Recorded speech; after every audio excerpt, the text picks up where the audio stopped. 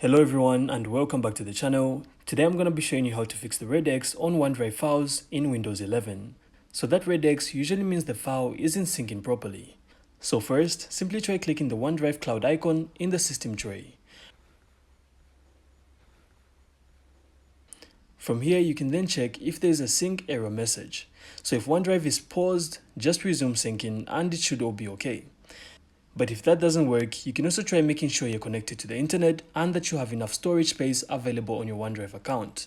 So if all those are okay, you can also try restarting OneDrive by simply right-clicking on the OneDrive icon, close it,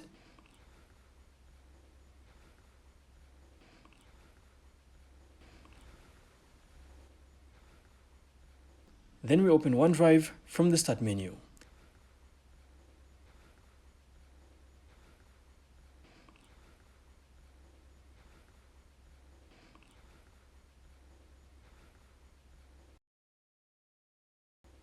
So if the red X is still there, you can also try signing out of OneDrive,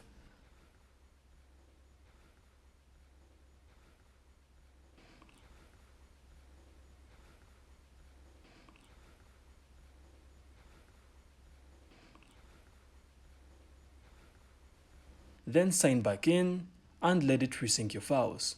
So finally, you can also try checking the file name and location. So simply remove any special characters and make sure the file path isn't too long, since OneDrive can't sync those. So once syncing finishes, the red cross should disappear. And that's it. So that's how to fix the red X on OneDrive. So I really hope you found this insightful, and if you did, then make sure to leave a like and of course subscribe. Then we'll see you on the next one.